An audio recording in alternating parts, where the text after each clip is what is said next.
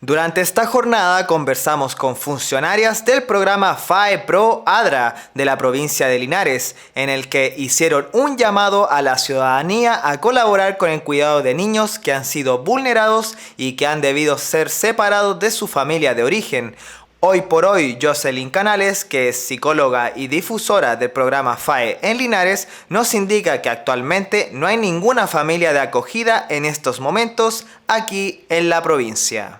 Nosotros necesitamos hoy en día familias que deseen ser familia de acogida con la finalidad de acoger en su sistema familiar a niños, niñas y adolescentes entre 0 y 17 años, 12 meses, que han tenido alguna situación de vulneración y que por medida del Tribunal de Familia fueron separadas de su grupo familiar de origen. Y es una deuda como comunidad, como sistema regional, que tenemos actualmente porque no hay familias de acogida. Necesitamos con urgencia que personas se interesen. No importa qué tipo de familias sean, si son personas solas, si son familias biparentales, homoparentales, homomarentales.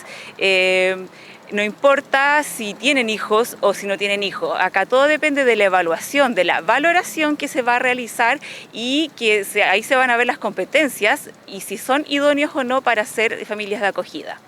Las familias de acogida pueden ser clasificadas acordes al tipo de vínculo que presentan con el NNA a acoger. En familias de acogida extensa, familias de acogida externas con vínculo previo y familias de acogida externas sin vínculo previo.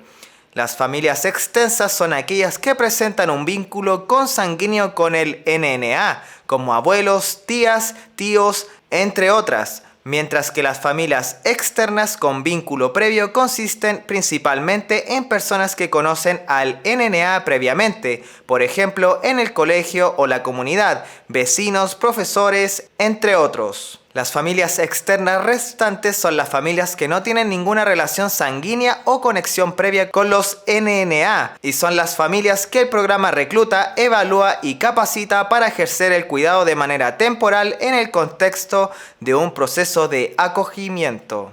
Nosotros como programa entregamos una subvención, sin embargo, hay que considerar que el acogimiento familiar no debe ser ese el foco, porque la subvención es para apoyar las necesidades básicas de los niños y niñas.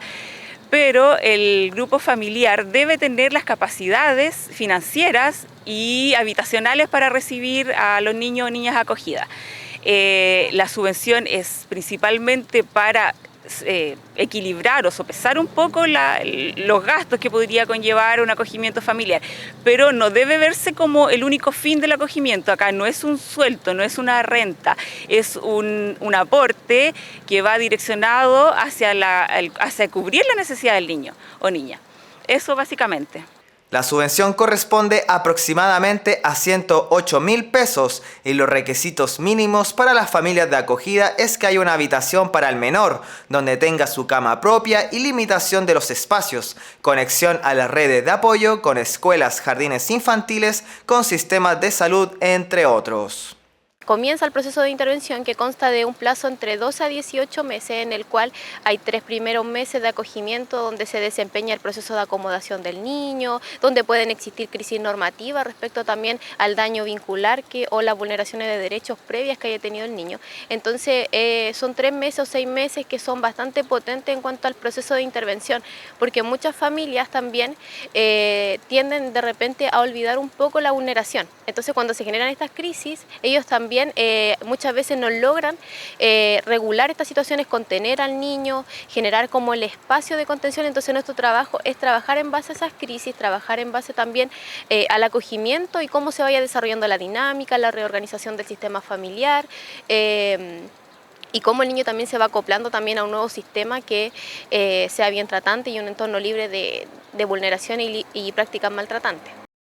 A diferencia de la adopción, en un proceso de acogimiento familiar a un NNA, se les reubica transitoriamente en un entorno familiar alternativo que garantice su protección mientras se restablece su derecho a vivir en una familia definitiva.